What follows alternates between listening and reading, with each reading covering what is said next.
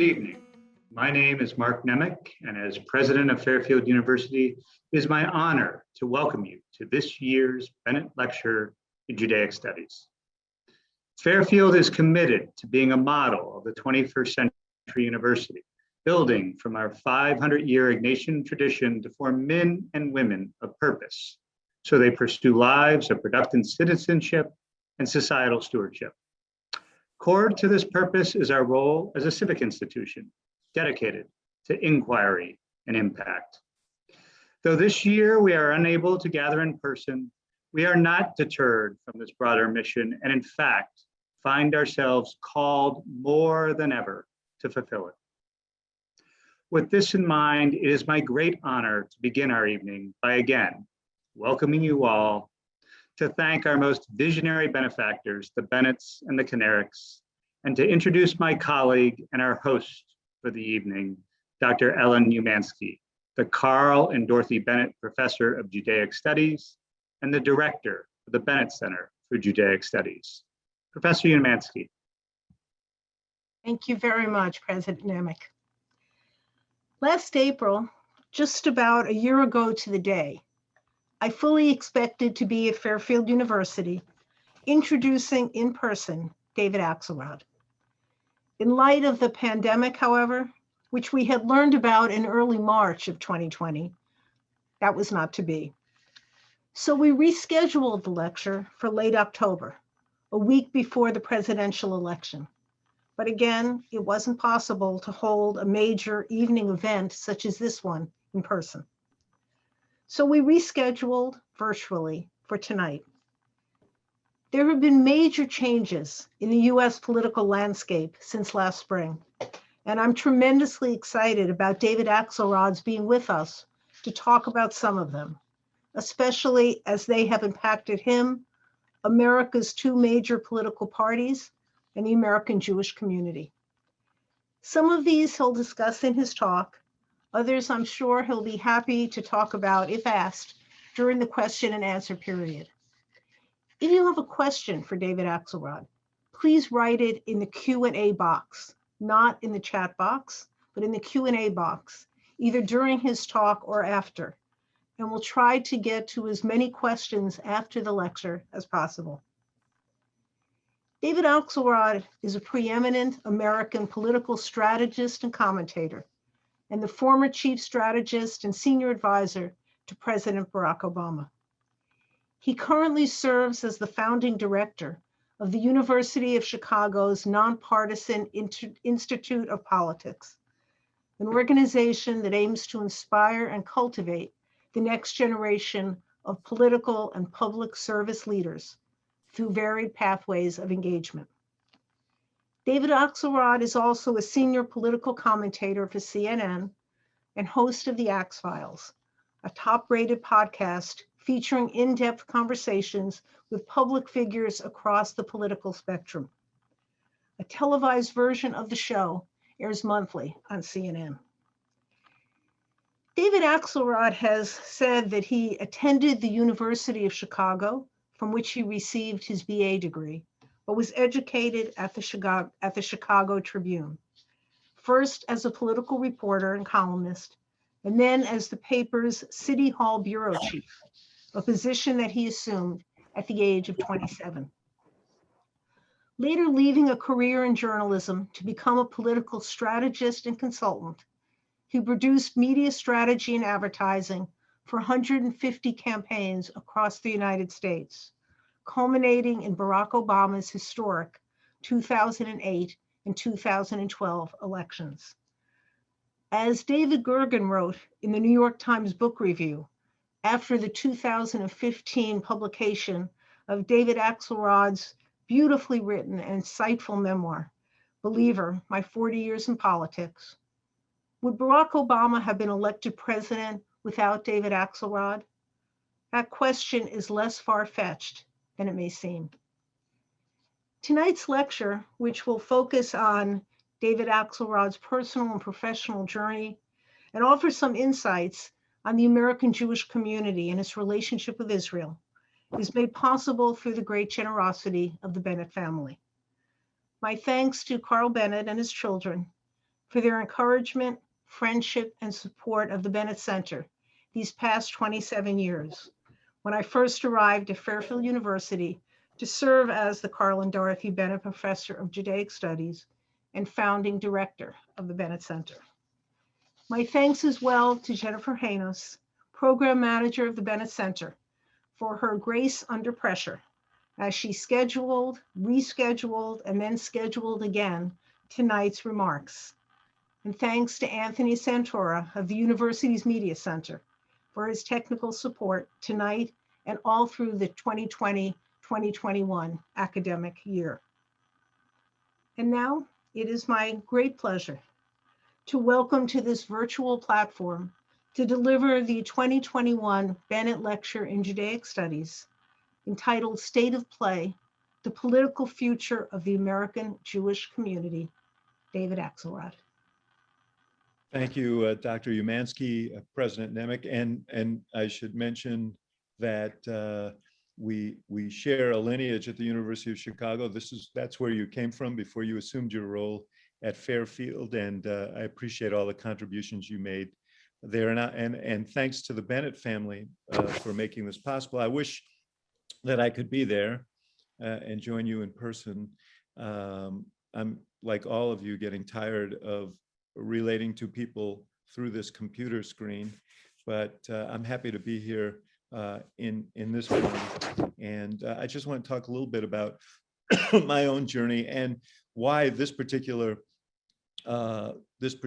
engagement meant so much to me. While I consider myself a secular Jew, my roots are very, very deep in the Jewish community. My father was an immigrant from Eastern Europe, from what was then Bessarabia. I think it was part of 3 different countries during the 10 years or 11 years that he lived there, now part of Ukraine. And he came with his family in 1921. His home, and my father never shared the details with me of his childhood there. And I think the details were too painful for him to share, like a memory that he didn't want to recall. But when he passed away, his cousins shared with me more of the details that about the wanton violence that they were subjected to as Jews in their town, the death and destruction, and ultimately the bombing of my father's home. They fled. They were separated. My father was 11 years old. His cousins were younger. They had arranged for a meeting place by the Black Sea if they had gotten separated. My father led his cousins to reunite with their parents and his parents. They came to Montreal first, and then ultimately to the Bronx, and finally to Brooklyn, Seagate in Brooklyn, where my grandmother lived out the rest of her life. Excuse me. My dad came to the Bronx. I always say he learned baseball before he learned English.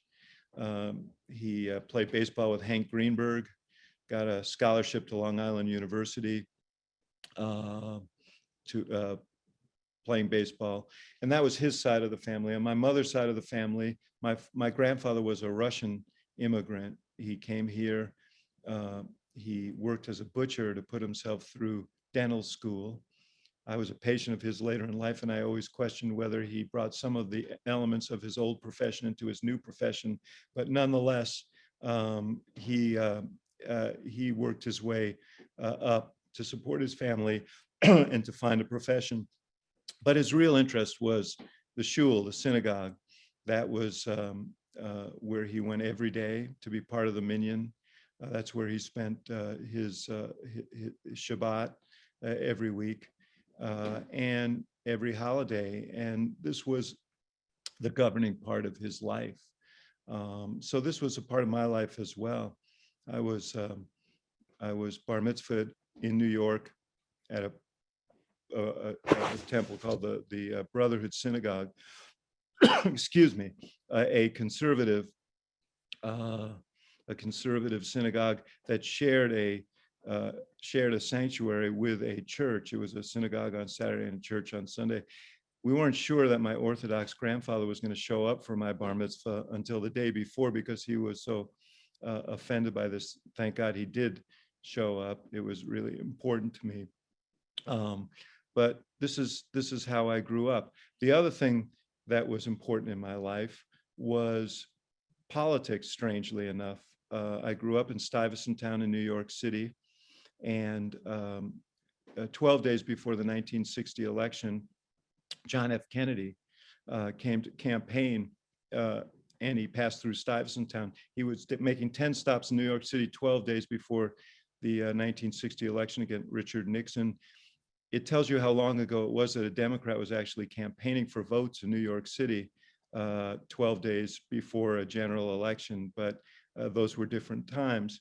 And a woman who took care of me when my mother was at work, an African-American woman, wonderful woman named Jessie Berry, took me out to see JFK, and thought I should see this. And she took me out to 20th Street, which was a huge boulevard, normally filled with cars, and now it was filled with people.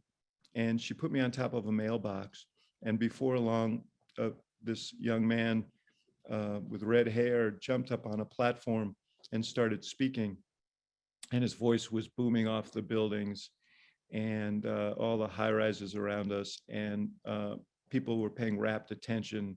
There was red, white, and blue bunting and flags. And part of what he said was, I'm not here to tell you that if you are like me, everything will be good. He said, being an American citizen in the 1960s is a challenging occupation filled with peril as well as hope, and we'll decide in this election which direction we take. Excuse me. His brother Robert later would say something that became the epigram in my book, in my memoir, Believer. It said, the future is not a gift, it's an achievement. And this sort of sums up, those two statements sum up what I believe about politics, that politics is the way we grab the wheel of history and turn it in the direction that we think is best for the future. And it's an awesome power. That is what has always attracted me to politics. I came to Chicago. By the way, even as a young kid, when Robert Kennedy ran for the Senate in New York, I was handing out leaflets for him at the age of 9.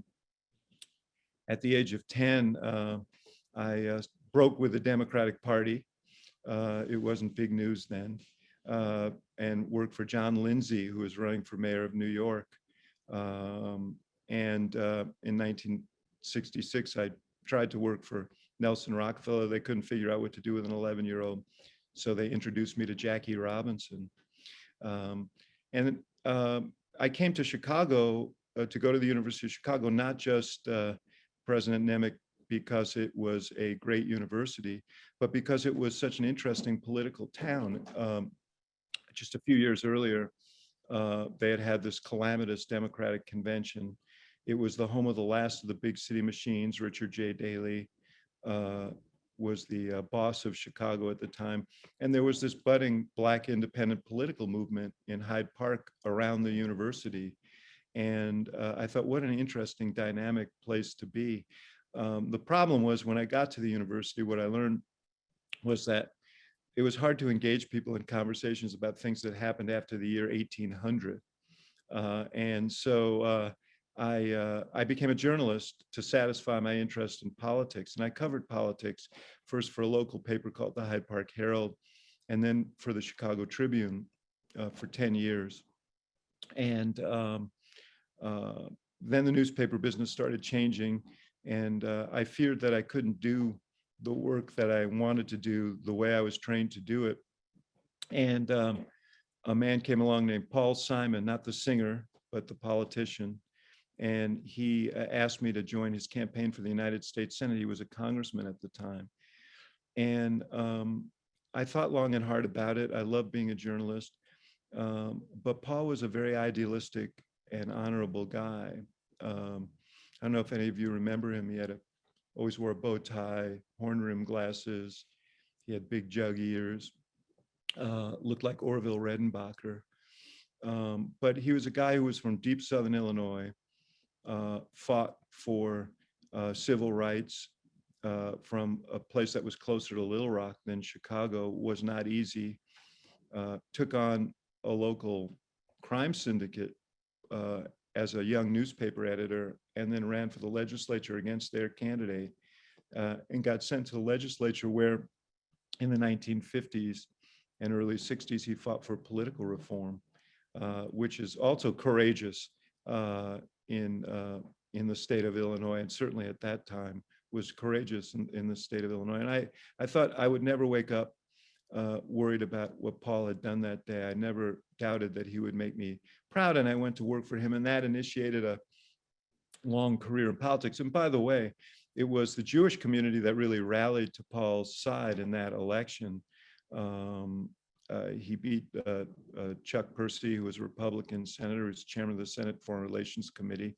One of the issues that was hotly debated was Israel. And Paul was a strong supporter of Israel. And the community offered him tremendous support. And it's one of the reasons he won a narrow election in a year that Ronald Reagan was carrying Illinois by 500,000 votes. After that election, I opened up my own political consulting firm to do message and media and strategy for campaigns. I would do 150 of them.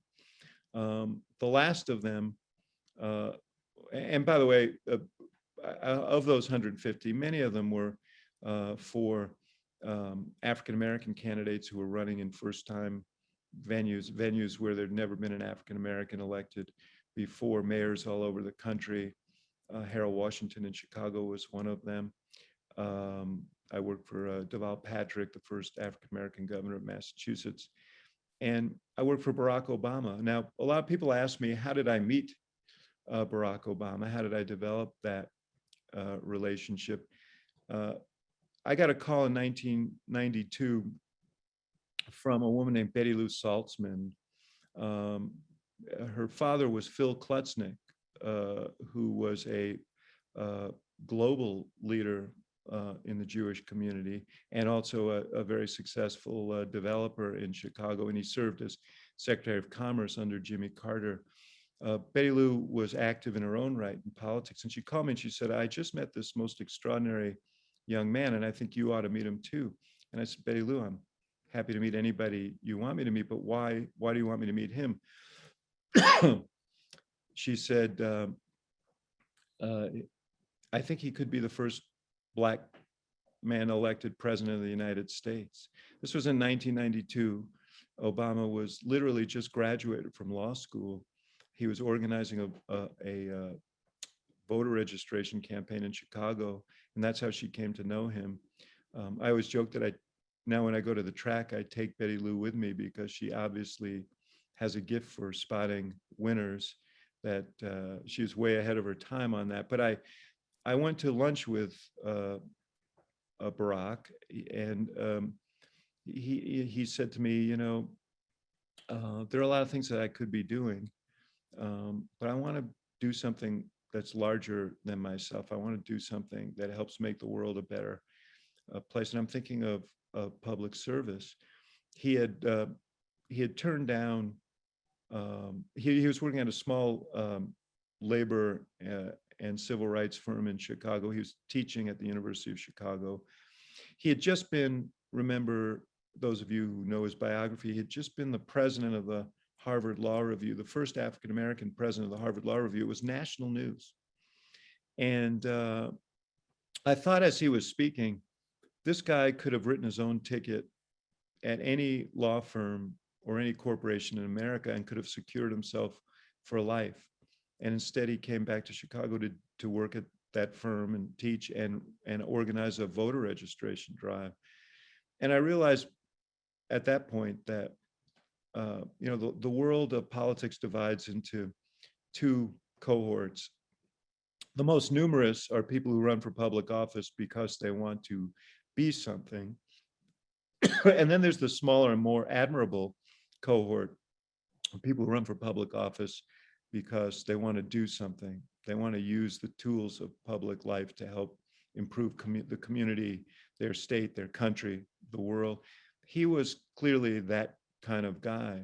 And we didn't work together for a long time. He got elected to the state Senate, didn't need my help, got elected. He ran for Congress. He did need my help, but I was conflicted out and couldn't give him help in that election. He lost by 30 points. And then in 2002, he called me. There was going to be a Senate election in 2004 in Illinois. And he said, I got one more race left in me. I promised Michelle it was up or out. I was either going to run and get elected to an office, a higher office, or I was going to get a real job and support the family. And he said, I want to run for the US Senate. And it was a very long shot race. As I pointed out, he had just lost a House race by 30 points. He was deeply in debt.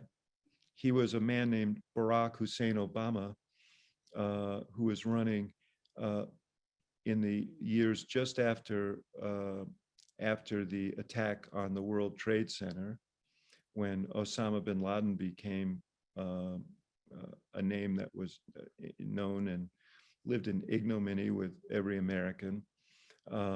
And he was Black, and the history of African Americans getting elected to the Senate from any state in the country, there were no African Americans in the Senate at the time.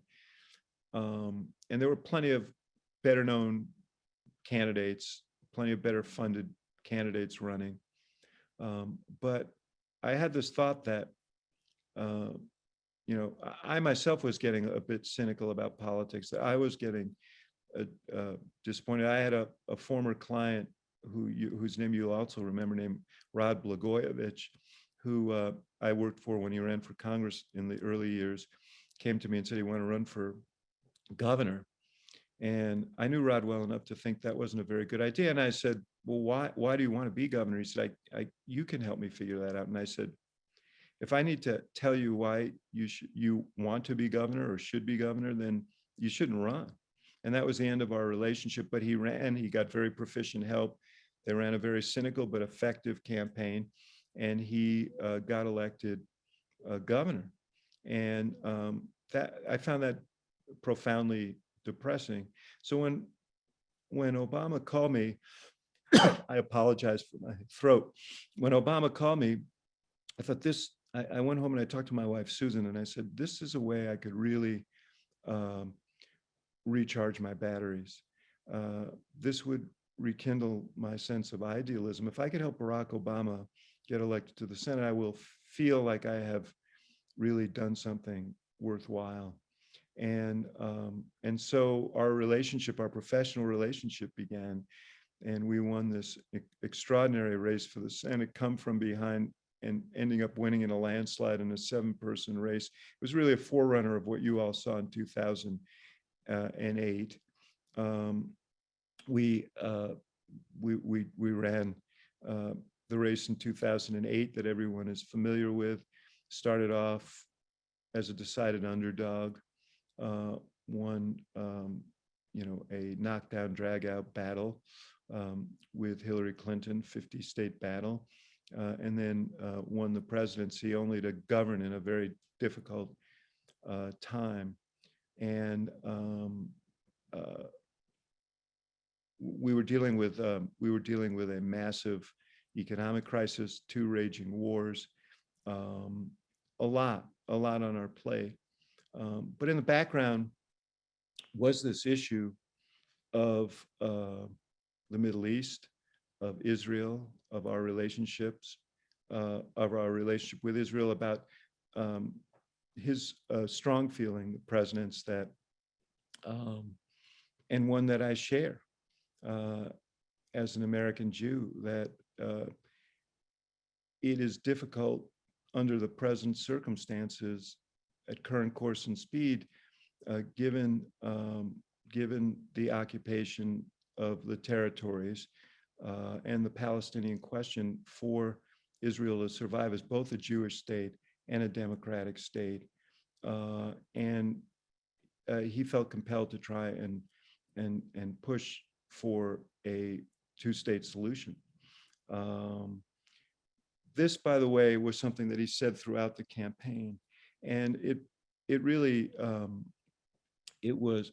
I traveled with him to various synagogues where he spoke, and I remember speaking down him speaking down in Palm Beach at one of them, and I was struck by the level of suspicion that there was of him because of his name, because I think of his race with some people, and I'm sorry to say that, suspicion that he would not be sufficiently supportive of Israel.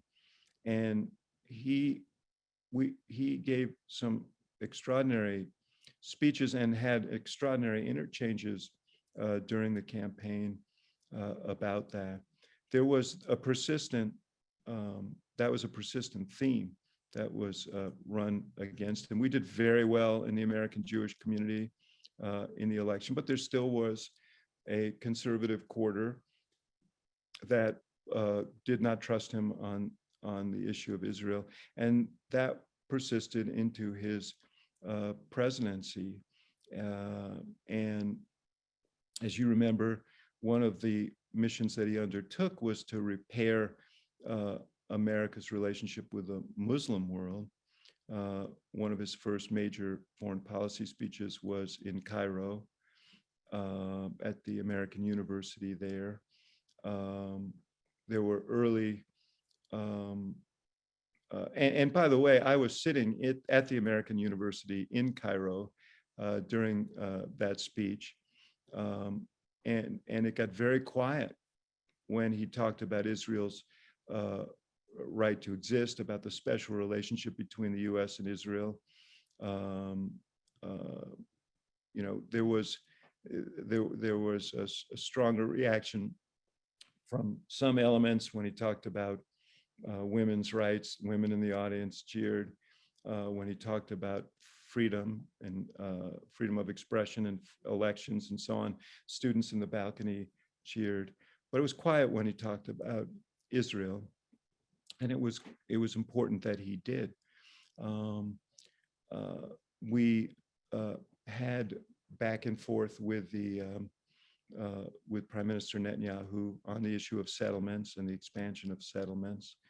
There obviously were disagreements over the years over Iran and how to approach the nuclear issue in Iran.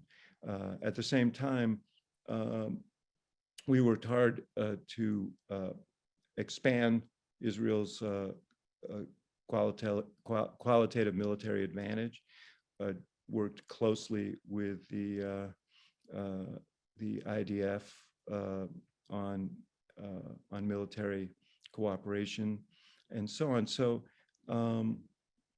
you know, we really tried to work, we tried to cement those elements of our relationship and make clear that the security of Israel was a paramount concern of ours as well. I'll tell you that one day I walked into the president's office, and he was my office was next to the Oval Office, but in between there was a small dining room, and I walked in, and he was very, very reflective. I mean, it was clear he was thinking about something, and he said, and I said, "What's on your mind?" And he said, "You know, my greatest mentors are Jews. Abner Mikva, Newton Minow, Rahm Manuel's my chief of staff. My values are very much, I think, the values of the Jewish community, Tikkun Olam, and the value of education, and the value of caring for others, and values of caring for others." And he said, I really feel like I'm the closest thing to a Jew who's ever sat in this office. And yet, you know, we get this constant this constant feedback, and it saddens me. I'm sad about it. Now, some of this did, as I mentioned, have to circulate it around the Iran issue. The settlement issue was a difficult issue, and early on that was a source of dispute. The Iran issue was a difficult issue. Prime Minister Netanyahu made common cause with particularly Republicans in Congress, but not exclusively, on that issue, was active in ways in opposing Obama in 2012. So the relationship between the two of them was difficult. I remember Prime Minister Netanyahu telling a cabinet meeting that it got reported out that he called Rahm Emanuel and I self-loathing Jews because we supported a two-state solution. And reporters asked me about that. I said, he got it wrong. Occasionally I hate Rahm, but I don't hate myself. We're not self-loathing Jews. But this was a constant, it was a constant struggle. Now, having said that, he continued to get strong support in the American Jewish community. And this is the point that that Dr. Umansky was referred to earlier in her introduction of me. I want to touch on this. The American Jewish community is not a monolithic community, but the American Jewish community in its, the vast majority of the American Jewish community is a progressive community, very much in keeping with the values of the Jewish community. And the opposition that the president received, and frankly, Hillary Clinton received, Joe Biden received, comes from an Orthodox community that is viewing the entire American political scene through the lens of Israel and their sense that a two-state solution is not in the interest of Israel, and that Netanyahu's program is the program that should be followed. And so, there's a quarter, maybe as much as 30% in that cohort. It does not represent the whole American Jewish community. And there are many, many people in the American Jewish community who love Israel and share the concerns about how this Palestinian issue is dealt with. Everyone is aware of the terror that's been rained on Israel, and no one condones that. But the question is, how does Israel move forward as a Jewish democratic state? How do you solve this issue rather than maintain this very difficult stasis that puts Israel in a terrible position again and again? Most American Jews have that concern, but they have broader concerns too about America itself. And I don't want to take up all the time with my remarks. I will say that for one concern that American Jews have and should have is the tenor of politics in our country right now.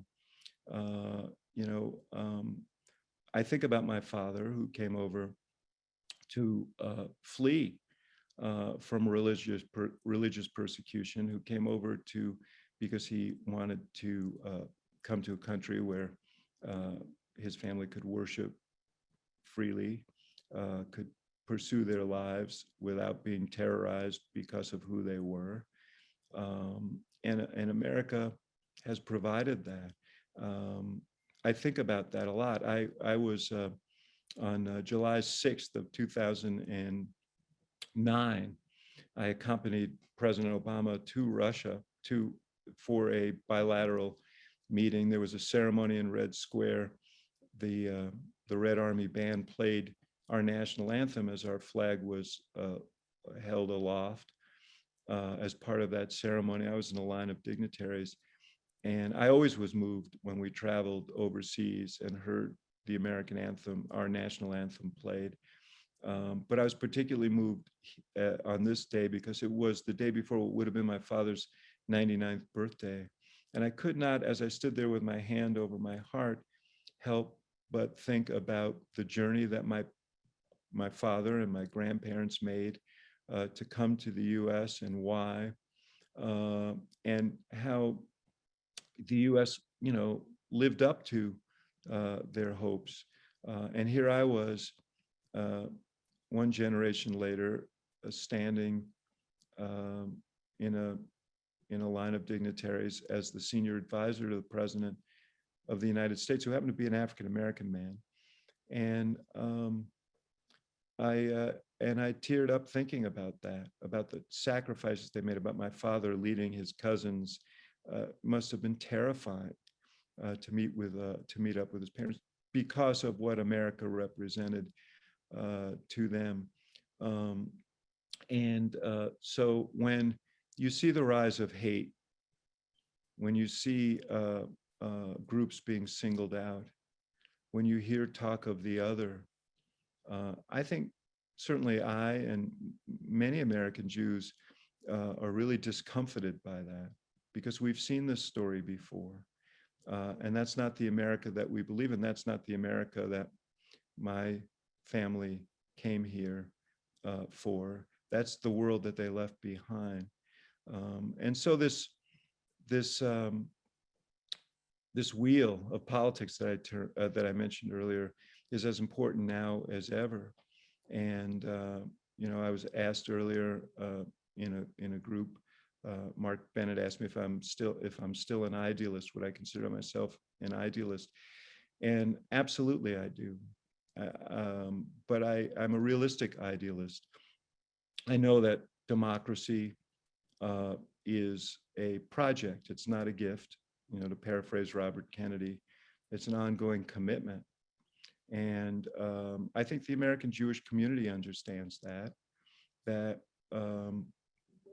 we always need to be vigilant about preserving freedom, expanding freedom, protecting the rights of all groups, and pushing back on hate.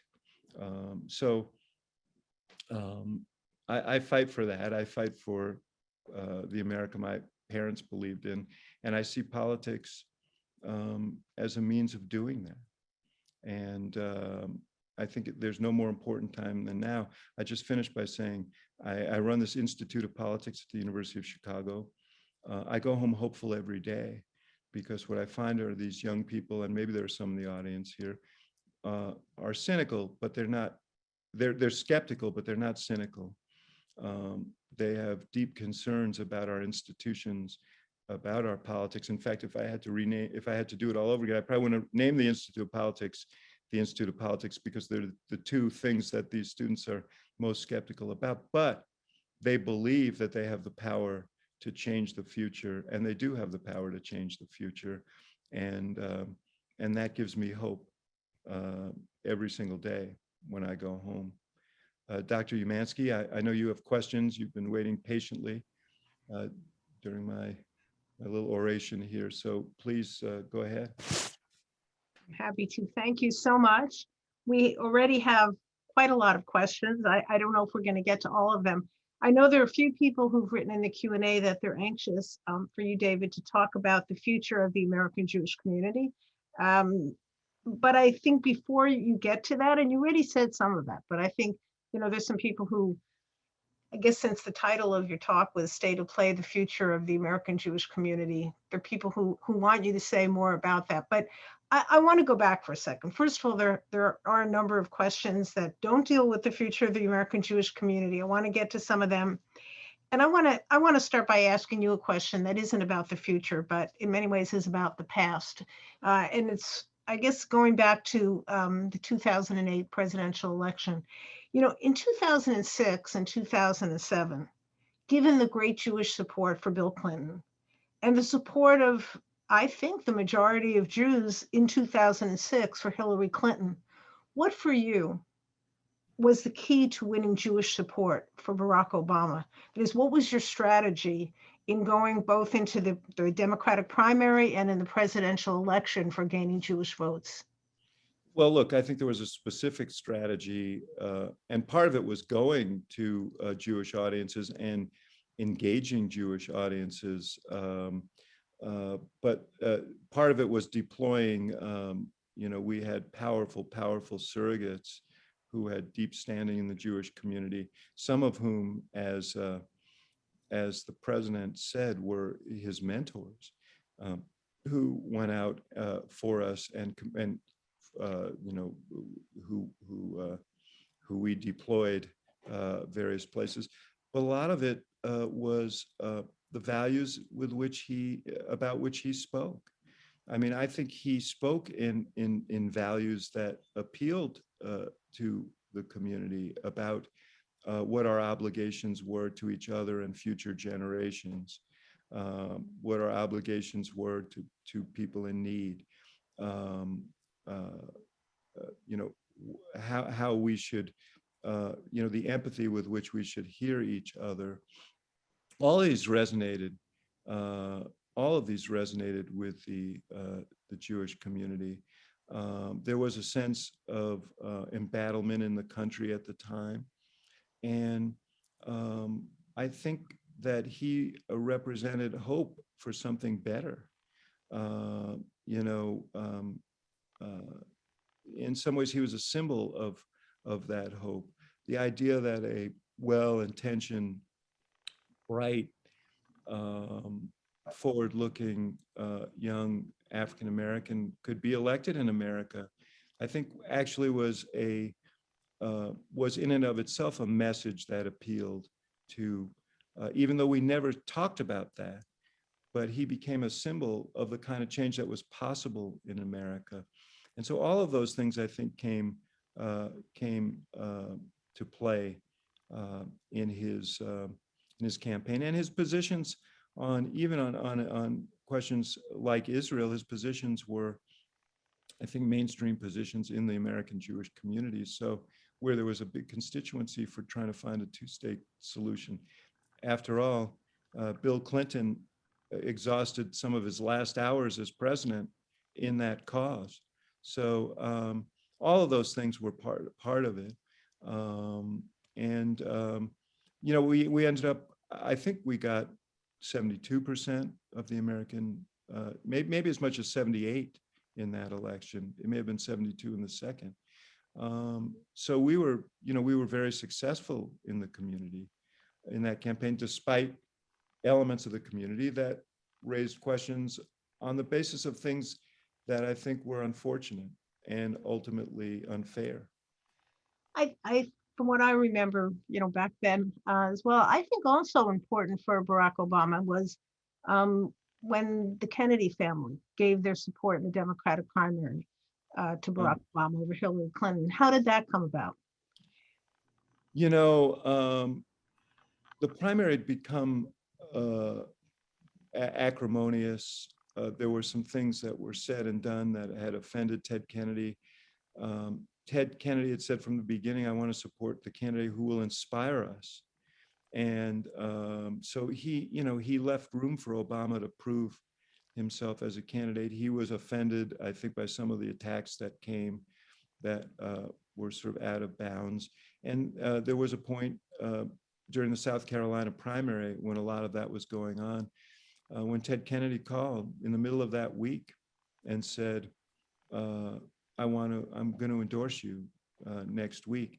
And as important in some ways as that, or as moving, maybe not as important, but as moving, that same weekend, you might remember Caroline Kennedy wrote a really powerful op-ed in the New York Times.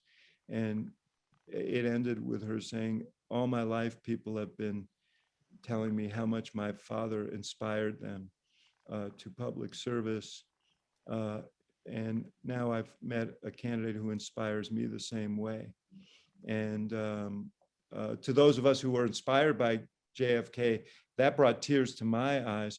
But we had the Monday after the South Carolina primary, which Obama won resoundingly, and with a big multiracial coalition, we had a rally at American University where Ted Kennedy endorsed Obama along with his son Patrick and Caroline. And it was really a torch passing. JFK said a torch has been passed to a new generation. Clearly, Ted Kennedy was passing the torch on to a new generation. And it was important because Ted Kennedy was such an institution that for him to say, I know this man, I've served with this man, he's ready to be president, it had an impact on a lot of people who were inclined toward Obama, but needed some more validation that it was okay, that he was ready, that he was prepared. Ted Kennedy was the good housekeeping seal of approval in that way. And obviously, that resonated in the Jewish community as well as other communities. Yeah. Let me ask you one more question before we open it up, because again, I see so many questions coming in. Many people have observed that Donald Trump wasn't the cause of the uptick in anti-Semitism in the United States, but gave permission to anti-Semites and other haters to become more vocal and more violent in their hatred of Jews and Blacks and Asians and others. Do you think that anti-Semitism has at all decreased in the United States in the almost 100 days that Joe Biden has been in office? And if not, and for me, I suspect the answer is not. Why not? Well, first of all, 100 days isn't a very long time. And there are other forces at play. I'm deeply, deeply concerned about social media and the sort of the way in which it allows for micro-targeting and the spread of hate and the targeting of hate. And that's a very hard thing to turn off. There is no doubt that when neo-Nazis marched in Charlottesville and said Jews will not replace us, and the president was slow to comment on it, and when he did, he commented in a very ambiguous way. When he refused to condemn QAnon,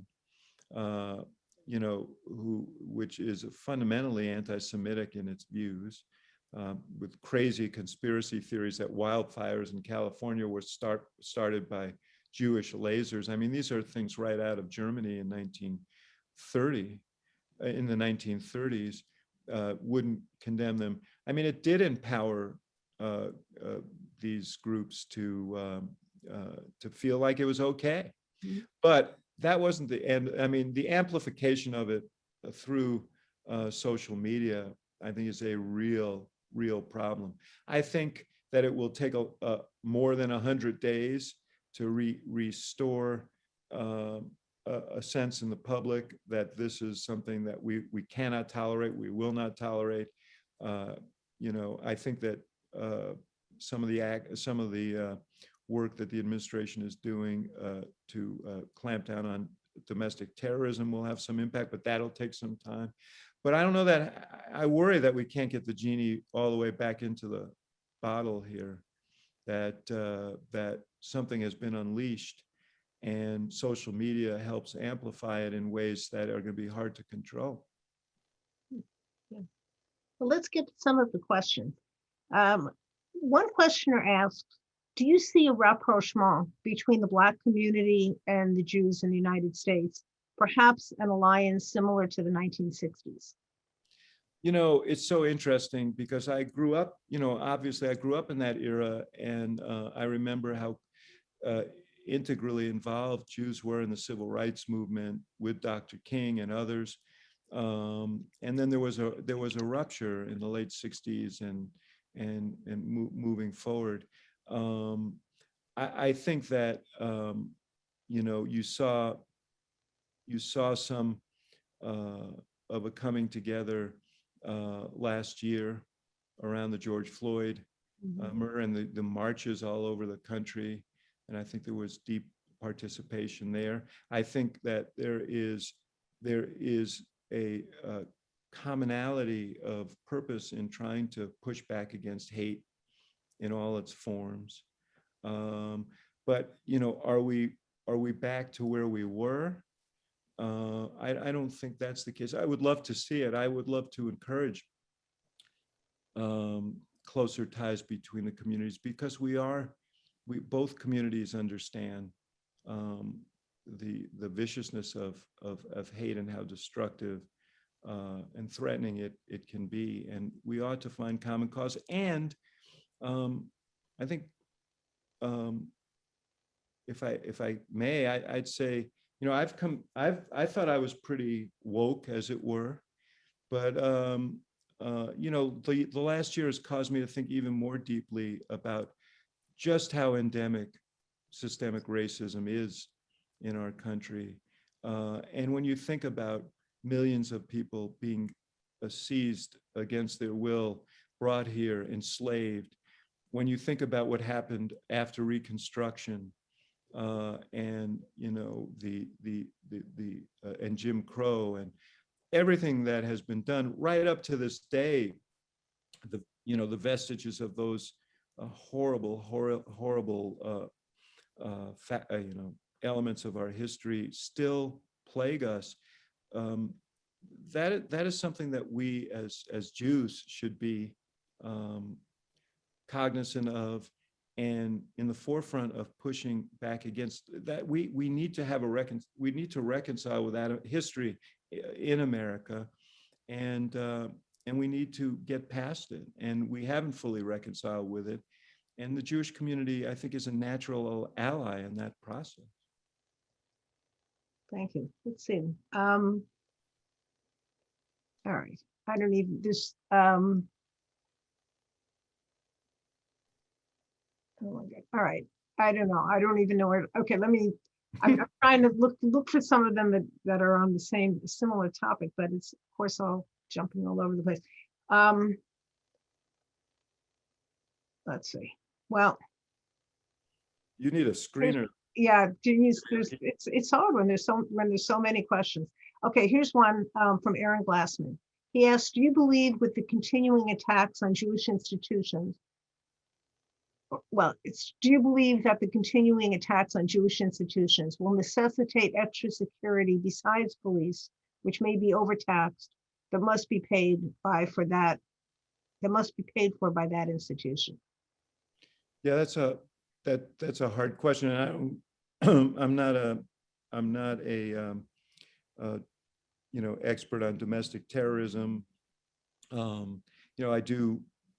Anyone who goes to a shul knows that almost all of them in America are now paying for extra security and so on beyond what police are providing, and maybe that in the short run is necessary. I just want to say, I don't want to surrender to the notion, though, that this is our final state, and that we need to succumb to the idea that anti-Semitism will continue at these levels.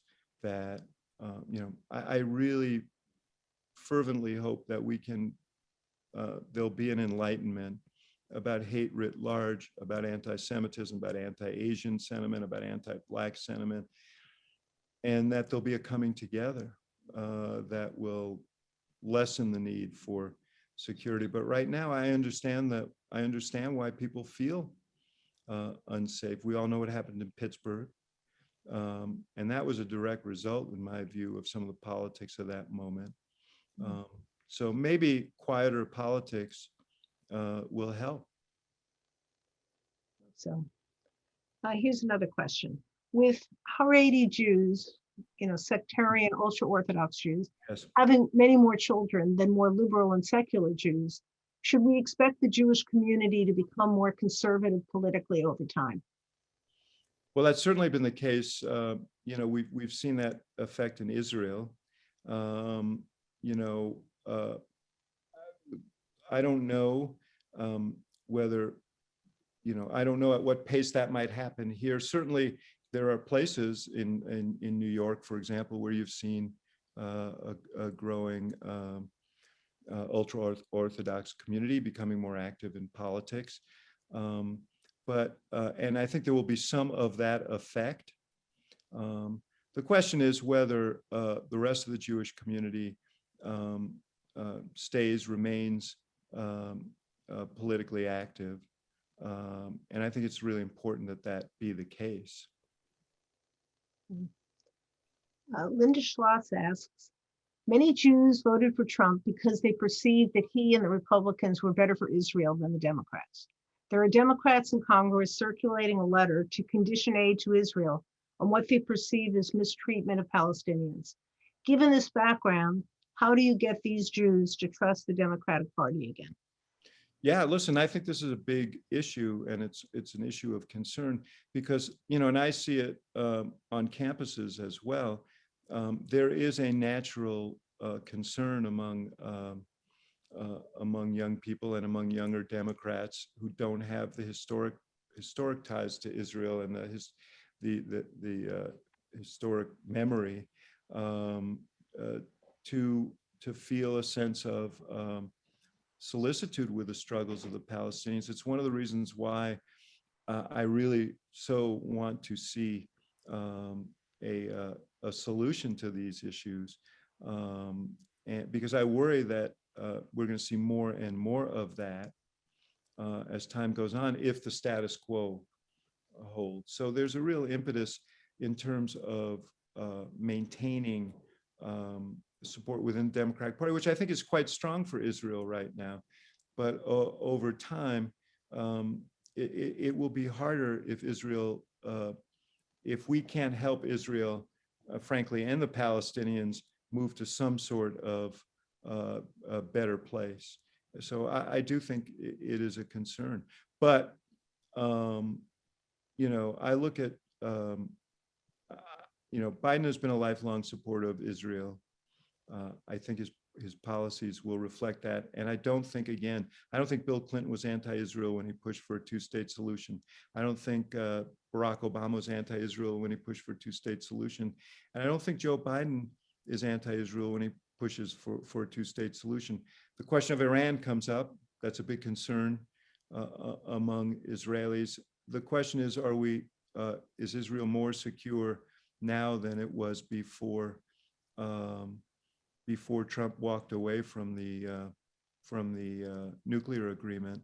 I think the answer is no. Iran is closer to having a bomb than they were before Trump walked away from the agreement. So, you know, I think it is a judgment on the part of Biden and American national security that forestalling the day when Iran gets a bomb is in Israel's interest. And so I know that's a point of contention within the American Jewish community, even within the Democratic Party.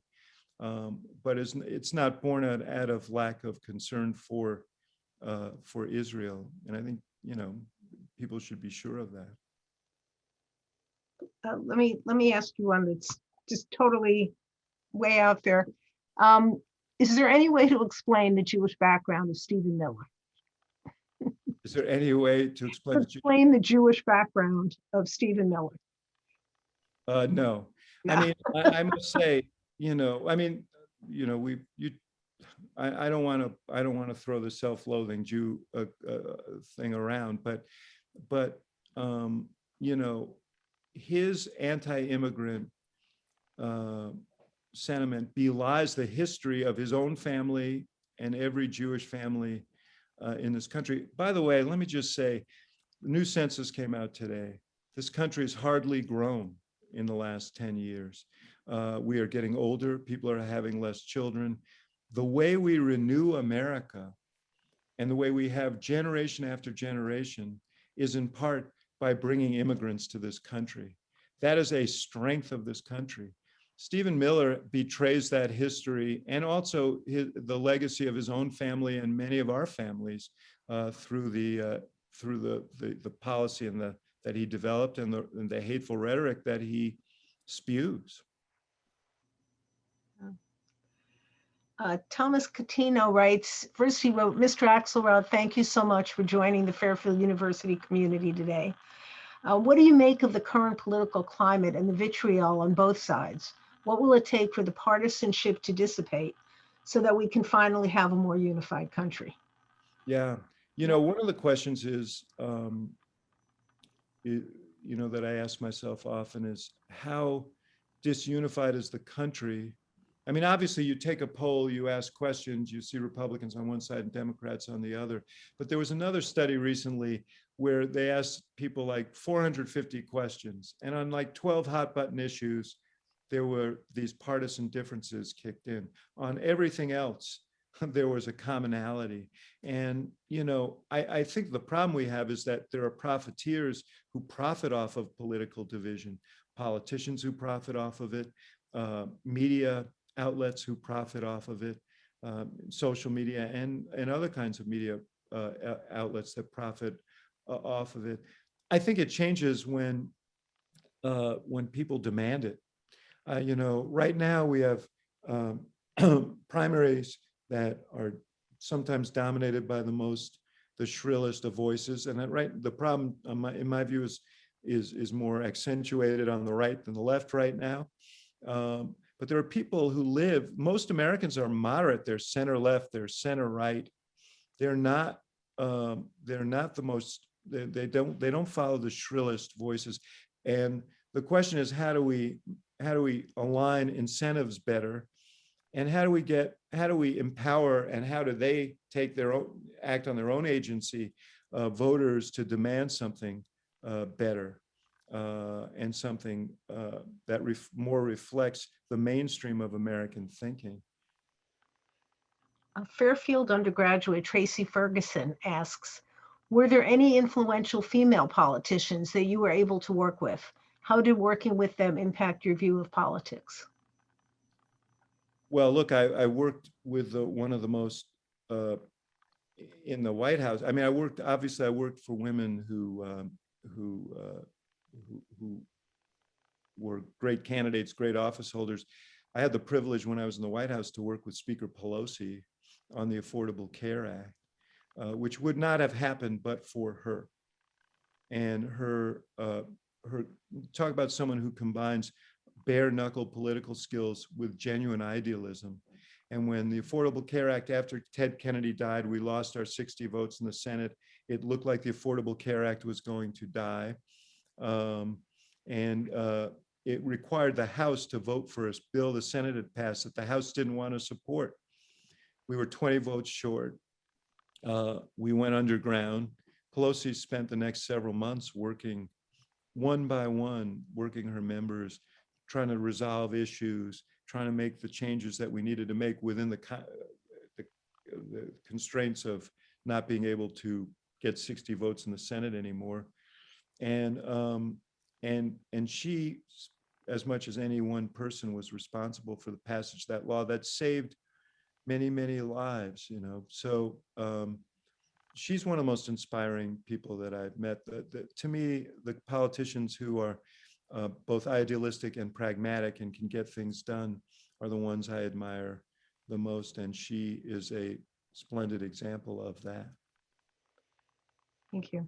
There are a number of questions here of people in the audience who are critical about Barack Obama's support or non-support for Israel. And, rather than going through all of these one by one, is there anything more that you want to say? I mean, I thought that you did address it, but I don't know. Is there anything else, David, that you want to say on the topic? Why so many American Jews? I think not the majority, but I do think there are a significant number of American Jews who still have the feeling that Barack Obama was not as supportive of Israel as he might have been. Well, again, I would take a look at the military support that he extended, which was beyond anything that was ever extended before. I know, and it was a controversial decision in the final vote at the UN on one resolution castigating Israel when the U.S. abstained, but throughout the 8 years, we fought the vilification of Israel in global institutions, and the demonization of Israel in global institutions. So I can only point to the record, and I understand. I think that Iran was a controversial decision. I would say that Iran was a month or so away from a bomb when Obama became president. The situation was much more stable when he left, as a result of the prodigious efforts he put into that nuclear agreement. It wasn't perfect. It can be better. Hopefully, Biden will improve it. But it did take us back from the brink of a horrific situation. So, all I can tell you is that in every conversation I had with him, the security of Israel was important to him. The solicitude for the assaults on Israel were not lost on him, and he felt strongly about them. But he was looking for a path forward. And we should look for a path forward so that Israel can be a secure Jewish democratic state for generations to come. How do you explain Jewish support for Trump and Republicans who refuse to condemn white supremacists? Well, I can't explain that. I do know that, it is related to the bifurcation of issues, Israel and everything else. I think that there was a perception that, Trump was relentlessly a supporter of Israel because he was relentlessly a supporter of Netanyahu and Netanyahu's policies. He moved the embassy. I think there were many people who applauded that. Within the Jewish community, there were some who didn't. But I think that took precedence over what he was doing here at home. I think that was a mistake. You can't allow hate to flourish against Jews in America. You can't give comfort to anti-Semitism and claim that you're a friend of the Jewish community. It just doesn't compute. So I think that there was an effort in the minds of those voters to bifurcate issues, and his support for Israel, in their view, took precedence. Yeah, Ronald Rutsky asks, in the next 10 to 20 years, and with the younger Jewish generation becoming less interested in Israel, do you see Congress becoming less pro-Israel? This is related to the question I asked before. I really worry about this. And it's one of the reasons, again, why I think it's important to make progress. I don't think that younger Americans or younger Democrats are inherently anti-Israel. I think they're deeply concerned about the Palestinian question. And I think if you find a solution to the Palestinian question, then much of those concerns go away, and you have a much easier playing field with which to, I always remind young people that Israel, not only do we have these bonds, but Israel is also, the one stable democracy in that region. They're an important ally of ours in that region. So beyond the special ties between us, there are strategic reasons for us to care, and we should honor the fact that they are a democracy. The fact that the Prime Minister of Israel is under indictment is quite remarkable, actually. The fact that the institutions there work as well as they do, including relative to the rights of Palestinians and Arabs. So there is much to admire there, but I do think that absent real progress, this is going to become an ongoing problem, because there is a strong identification among younger Democrats and younger Americans with people who they feel are being treated unfairly in the world. Well, thank you. We only have a few minutes left, so let me ask you one question asked by an anonymous attendee. This person writes, do you believe that the United States is ready for a Jewish president? I don't know the answer to that, really. I don't. I would like to believe that. I would love to believe that. I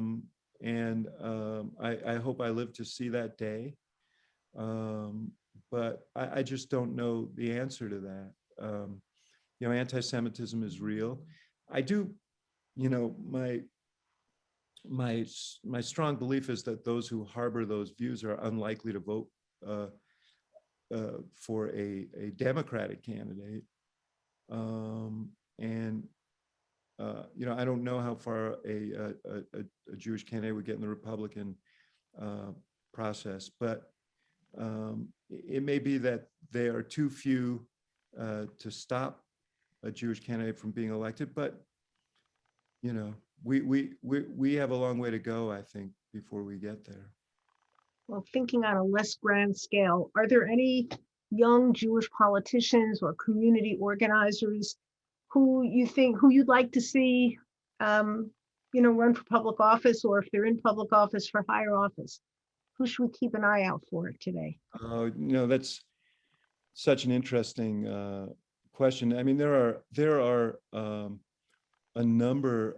You know, in 2008, we saw the election of a whole new generation of leaders in the House, there are several young Jewish members of the House who are good. I mean, there are older Jewish members of the House who people like Adam Schiff, who's a good friend of mine, who I deeply admire. But in terms of the up and coming generation, I would look at some of the younger members of the House and their possibilities. I would also look to candidates in urban areas, who, you know, mayors, county executives, and I'd keep my eye on them. Well, I want to thank you so much for being with us, David. And I want to thank everyone who's out there in the audience. I wish we could have done this in person, but then I guess we wouldn't have had half as many people with us. So David, thank you so much for being with us. Thank you for all of your work. I didn't get to say it any time tonight how much I really loved your book. It's incredibly well written. It's insightful. I learned a lot about you and some of the campaigns in which you've been involved that I didn't know about. And yeah, well, thank you, Ellen. It's been a pleasure to be with you. And I regret it isn't in person, but I appreciate all those who attended, and look forward to seeing you down the line. Yeah, I hope so. Thanks so much. Good night, everybody. Thank you for joining us.